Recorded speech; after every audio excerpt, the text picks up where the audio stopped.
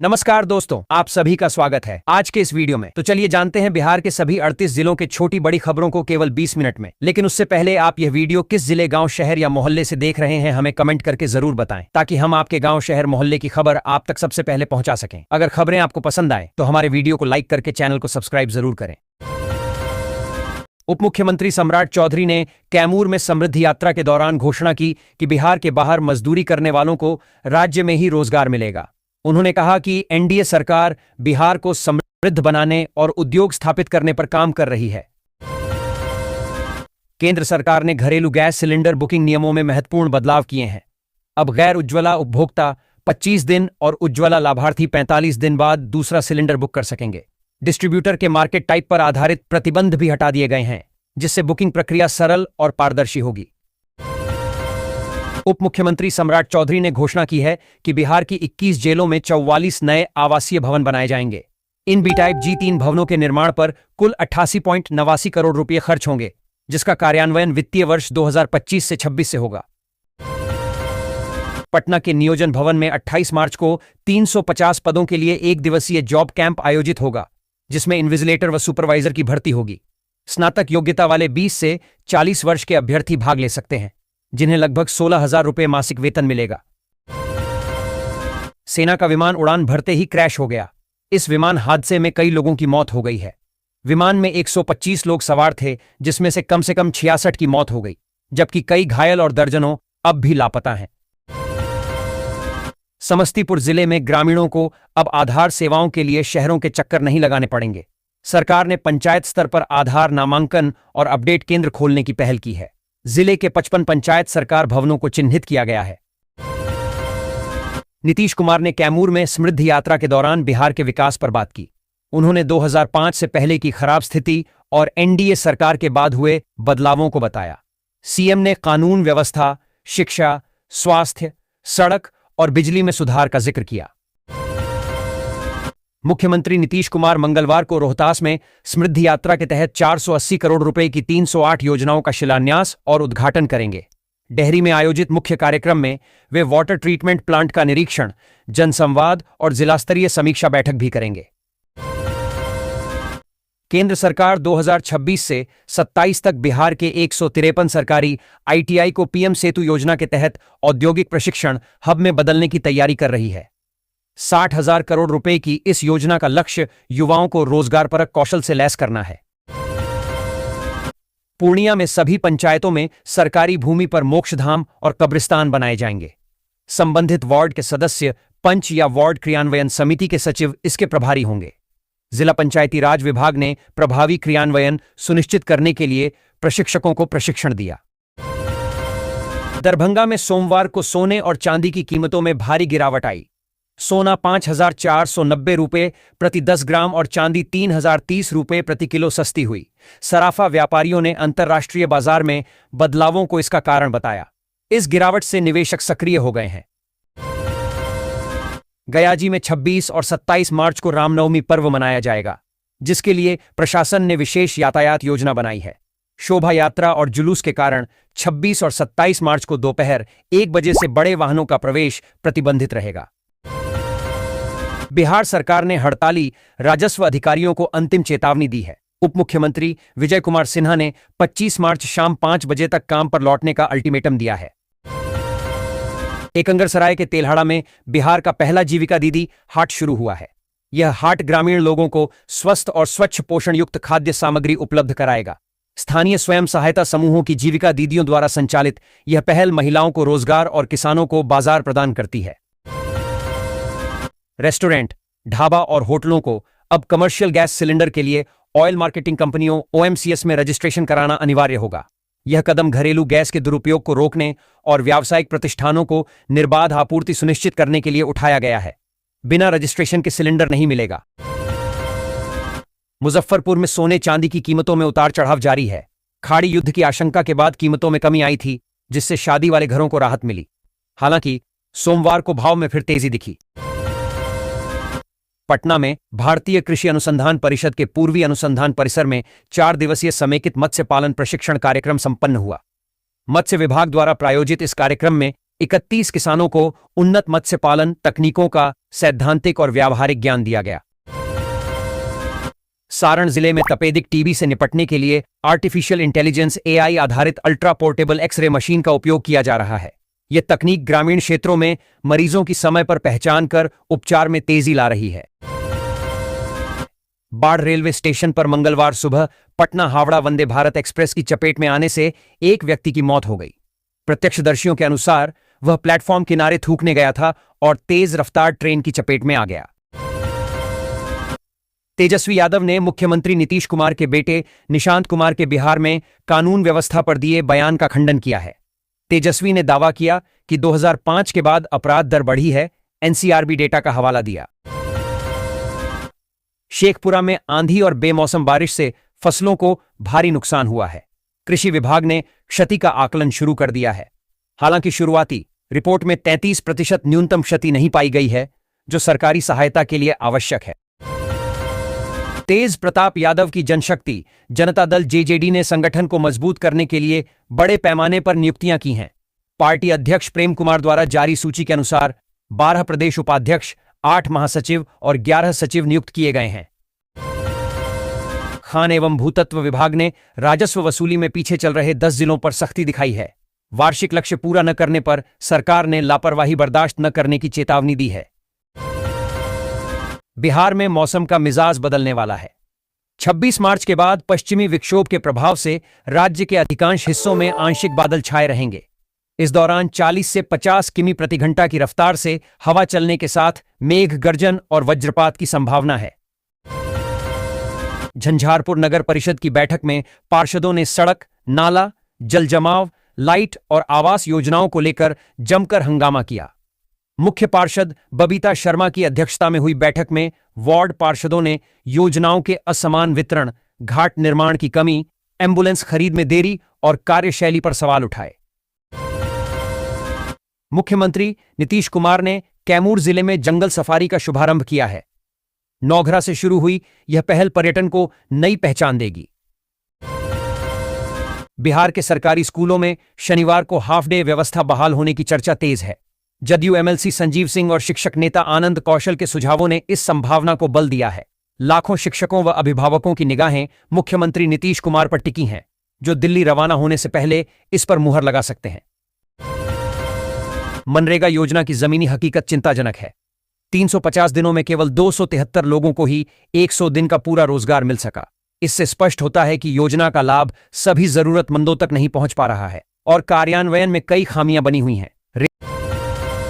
Railway ने ग्रीष्मकाल में यात्रियों की अतिरिक्त भीड़ को देखते हुए लालकुआं कोलकाता लालकुआं साप्ताहिक विशेष ट्रेन 5060 5059 चलाने की घोषणा की है। यह ट्रेन 2 अप्रैल से 27 जून तक चलेगी। बक्सर नगर परिषद क्षेत्र में अमृत 2.0 योजना के तहत 149 करोड़ रुपए की लागत से एक बड़ी जलापूर्ति परियोजना शुरू हो रही है। इससे लगभग 16,000 घरों और विस्तारित वार्डों को स्वच्छ पेयजल मिलेगा। राज्य के सरकारी कर्मचारियों के लिए छुट्टी आवेदन प्रक्रिया अब एचआरएमएस पोर्टल के माध्यम से अनिवार्य कर दी गई है। पहले बैलेंस अपडेट न होने की समस्या थी, जिसे अब दूर कर दिया गया है। कर्मचारी बिना बैलेंस अपडेट हुए भी सीधे आवेदन कर सकते हैं, जिसकी जिम्मेदारी अधिकारी की होगी। मोकामा विधायक अनंत सिंह को दुलारचंद यादव हत्याकांड में 4 महीने बाद पटना हाईकोर्ट से जमानत मिलने के बाद जेल से रिहा कर दिया गया। प्रशांत किशोर ने बिहार विधानसभा चुनाव के बाद पहली बार लखीसराय का दौरा किया। उन्होंने जन सुराज और बिहार नवनिर्माण अभियान के तहत संगठन की समीक्षा बैठक की। कार्यकर्ताओं से फीडबैक लेकर आगामी पंचायत चुनाव की रणनीति पर चर्चा की। निशांत कुमार की जेडीयू में एंट्री पर परिवारवाद को लेकर चिंता जताई। पटना में पीएनजी गैस कनेक्शन प्राप्त करने की प्रक्रिया अब बेहद आसान और किफायती हो गई है। यह सुरक्षित, पर्यावरण अनुकूल और लगातार मिलने वाली गैस सेवा है। मुख्यमंत्री नीतीश कुमार चौथी बार निर्विरोध जदयू के राष्ट्रीय अध्यक्ष चुने गए। कार्यकारी राष्ट्रीय अध्यक्ष संजय झा ने दिल्ली में निर्वाचन प्रमाण पत्र प्राप्त किया। राज्यसभा जाने के बावजूद नीतीश कुमार ने पार्टी और सरकार दोनों को देखते रहने का आश्वासन दिया है। कृषि विभाग ने मगही और देसी पान की खेती के लिए किसानों से अनुदान आवेदन मांगे हैं। प्रति 100 वर्ग मीटर पर अधिकतम 11,750 रुपए का अनुदान मिलेगा। प्रशांत किशोर ने लखीसराय के सूर्यगढ़ा में रविशंकर सिंह अशोक से मुलाकात की। इस बैठक में बिहार की राजनीति, स्थानीय समीकरण और आगामी चुनावी रणनीतियों पर चर्चा हुई। किशोर ने जनसुराज अभियान की महत्ता बताई और कहा कि जनता को अपनी राजनीतिक सोच बदलनी होगी। पलासी प्रखंड के छात्रों ने इंटर परीक्षा में उत्कृष्ट प्रदर्शन किया है। पिपरा विजवार की सुहानी कुमारी ने 92.60% अंक प्राप्त कर अररिया जिले में साइंस टॉपर बनी, जबकि अहमर अंजुम 91.60% के साथ दूसरे स्थान पर रहे। दोनों डॉक्टर बनने का सपना देखते हैं। बिहार के कला एवं संस्कृति सचिव प्रणव कुमार ने मॉरिशस के प्रधानमंत्री नवीन चंद्र रामगुलाम से मुलाकात कर उन्हें अभिहार दिवस पर आमंत्रित किया। इस दौरान मिथिला और मधुबनी पेंटिंग के प्रचार प्रसार पर चर्चा हुई।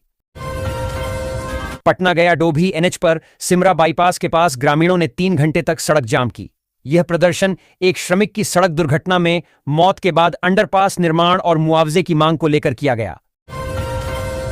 प्रशांत किशोर ने बिहार विधानसभा चुनाव के बाद पहली बार लखीसराय का दौरा किया। उन्होंने जन सुराज और बिहार नवनिर्माण अभियान के तहत संगठन की समीक्षा बैठक की।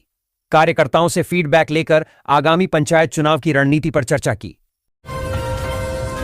आरबीआई पटना ने छोटे और मध्यम कारोबारियों को आसानी से ऋण उपलब्ध कराने के लिए एक महत्वपूर्ण पहल की है। राजधानी पटना में 14 प्रमुख बैंकों के अधिकारियों के लिए एक कार्यशाला आयोजित की गई। पटना में बढ़ते साइबर अपराध एक बड़ी चुनौती है। साइबर विशेषज्ञ धर्मेंद्र मंडल ने लिंक आधारित धोखाधड़ी, शेयर ट्रेडिंग झांसे, मोबाइल चोरी से निकासी और डिजिटल गिरफ्तारी जैसे विभिन्न घोटालों पर प्रकाश डाला। बेतिया में बदलते मौसम के कारण वायरल बुखार, सर्दी खांसी और डायरिया के मामलों में तेजी से वृद्धि हुई है। बच्चों पर इसका विशेष असर देखा जा रहा है। गवर्नमेंट मेडिकल कॉलेज अस्पताल जीएमसीएच में मरीजों की भारी भीड़ है, जहां ओपीडी में 1200 से अधिक मरीज पहुंचे और पीडियाट्रिक वार्ड भर गए। पटना एयरपोर्ट से यात्रियों के लिए खुशखबरी है, क्योंकि 29 मार्च से नवी मुंबई के लिए पहली सीधी उड़ान सेवा शुरू हो रही है। इंडिगो द्वारा संचालित यह सेवा सप्ताह के 7 दिन उपलब्ध होगी। भूपेंद्र नारायण मंडल विश्वविद्यालय बीएनएमयू में राज्यपाल सचिवालय के आदेश पर बड़ा प्रशासनिक फेरबदल हुआ है। कुलसचिव, वित्त पदाधिकारी और परीक्षा नियंत्रक को तत्काल प्रभाव से पदमुक्त कर दिया गया है। डॉ अशोक कुमार सिंह नए कुलसचिव, कृष्ण कुमार वित्त पदाधिकारी और डॉ अरुण कुमार झा नए परीक्षा नियंत्रक नियुक्त किए गए हैं। बेगूसराय के तेघड़ा में दिन दहाड़े एक्सिस बैंक में लूटपाट हुई। 6 नकाबपोश अपराधी 3 बाइक पर आए और कर्मचारियों व ग्राहकों को डराकर 4-5 लाख रुपए लूटकर फरार हो गए। बिहार भाजपा ने पश्चिम बंगाल और असम विधानसभा चुनावों के लिए अपनी रणनीति तेज कर दी है। इसके तहत बिहार के सांसद, विधायक और अन्य जनप्रतिनिधि इन राज्यों में 1 महीने के मिशन पर भेजे जा रहे हैं। चैती छठ पूजा के दूसरे दिन पटना में खरना अनुष्ठान श्रद्धापूर्वक संपन्न हुआ। व्रतियों ने दिन भर उपवास के बाद सूर्य देव की पूजा कर प्रसाद ग्रहण किया और 36 घंटे का निर्जला उपवास शुरू किया। भागलपुर के विक्रमशिला सेतु के पिलरों के क्षतिग्रस्त प्रोटेक्शन वाल को हटाने का काम मशीन बड़ा होने के कारण रुका हुआ है, जिसमें 2-4 दिन और लग सकते हैं। एनएच के मुख्य अभियंता ने विशेषज्ञों से खराब एक्सपेंशन ज्वाइंट और बियरिंग की जांच कराकर मरम्मत का एस्टीमेट जल्द भेजने का निर्देश दिया है। कटेया नगर पंचायत ने छात्राओं के स्वास्थ्य और सुविधा के लिए सराहनीय कदम उठाया है। नगर क्षेत्र के 5 विद्यालयों में मुफ्त सैनिटरी पैड एटीएम लगाए जा रहे हैं। बिहार में रियल एस्टेट सेक्टर को बढ़ावा देने के लिए नगर विकास एवं आवास विभाग ने अहम कदम उठाया है। रेरा बिहार के अध्यक्ष विवेक कुमार सिंह ने बिल्डरों से अपील की है कि वे अपने प्रोजेक्ट रजिस्ट्रेशन के लिए सभी जरूरी दस्तावेज और सूचनाएं आवेदन के साथ ही जमा करें, ताकि प्रक्रिया को तेजी से पूरा किया जा सके। स्वास्थ्य विभाग ने भागलपुर और नवगछिया में अवैध निजी क्लिनिकों पर बड़ी कार्रवाई की है। अभियान के तहत 6 क्लिनिकों को सील कर प्रत्येक पर 50-50 हजार रुपए का जुर्माना लगाया गया।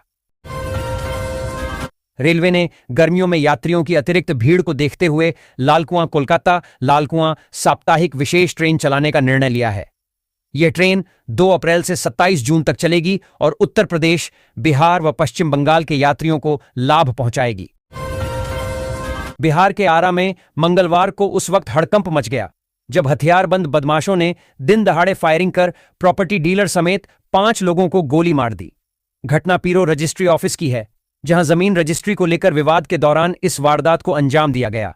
यह घटना ऐसे समय में हुई है जब एक दिन बाद यानी 25 मार्च को मुख्यमंत्री नीतीश कुमार समृद्धि यात्रा पर आरा आ रहे हैं, जहां गोलीबारी हुई उस कैंपस में पीरो अनुमंडल के दंडाधिकारी, अनुमंडल पुलिस पदाधिकारी के अलावे पीरो अनुमंडल पदाधिकारी का भी कार्यालय है और यहां सुरक्षा व्यवस्था काफी कड़ी रहती है।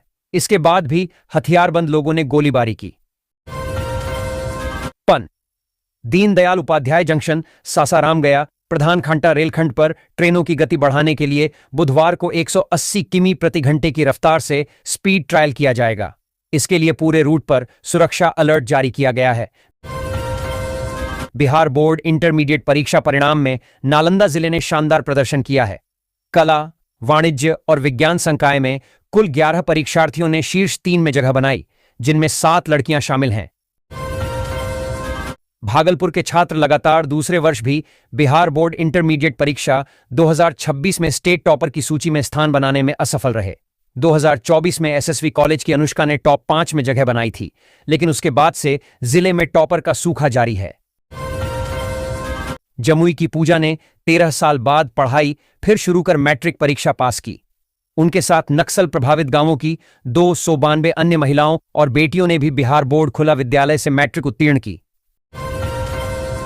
दक्षिण एकोना क्लब के युवा फुटबॉल टूर्नामेंट 2026 का फाइनल पिरोटा और आरा एरो के बीच हुआ। रितेश के गोल से पिरोटा ने बढ़त ली, पर उनके हैंडबॉल से आरा एरो को पेनल्टी मिली, जिसे राहुल ने गोल में बदला। नीतीश कुमार एक बार फिर जनता दल यूनाइटेड के राष्ट्रीय अध्यक्ष चुने गए हैं। पार्टी की ओर से मंगलवार को जारी प्रेस विज्ञप्ति के अनुसार नामांकन वापसी की अंतिम तिथि समाप्त होने के बाद उनके अलावा कोई अन्य उम्मीदवार मैदान में नहीं रहा, जिसके बाद उन्हें निर्विरोध अध्यक्ष घोषित किया गया। बिहार की राजनीति में तल्खी के बीच चिराग पासवान ने एक पारिवारिक कार्यक्रम में अपने चाचा पशुपति कुमार पारस और जीजा साधु पासवान से मुलाकात की। रेलवे ने पटना और गया के बीच यात्रियों की सुविधा के लिए एक नई पैसेंजर स्पेशल ट्रेन 3611 3612 शुरू की है। यह ट्रेन 23 मार्च से 6 अप्रैल तक प्रतिदिन चलेगी, जो सभी छोटे बड़े स्टेशनों पर रुकेगी। कोविड संकट में 2020 में शुरू हुआ हनुमान एम्बुलेंस स्टार्टअप अब लाखों लोगों की जीवन रेखा बन चुका है। डॉ. नीरज झा द्वारा स्थापित इस सेवा ने 2 लाख से अधिक लोगों की जान बचाई है। सहारा निवेशकों के लिए बड़ी राहत की खबर है। जिन लोगों का पैसा सहारा इंडिया में फंसा हुआ था, उन्हें अब धीरे धीरे 5 लाख रुपए तक की राशि वापस मिलने की प्रक्रिया शुरू हो गई है। सरकार ने इसके लिए विशेष पोर्टल और प्रक्रिया तय की है, जहां निवेशक आवेदन कर सकते हैं। सत्यापन के बाद सीधे बैंक खाते में पैसा भेजा जाएगा। इससे लाखों लोगों को आर्थिक राहत मिलने की उम्मीद है। प्रधानमंत्री आवास योजना के तहत गरीब और बेघर परिवारों को पक्का मकान बनाने के लिए सरकार द्वारा 3,50,000 रुपए तक की आर्थिक सहायता दी जा रही है।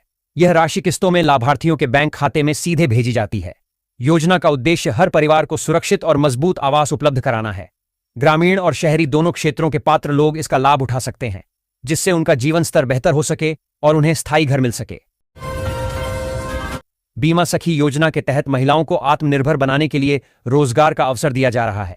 इस योजना में जुड़ी महिलाओं को हर महीने 7,000 रुपये तक की आय प्रदान की जाती है।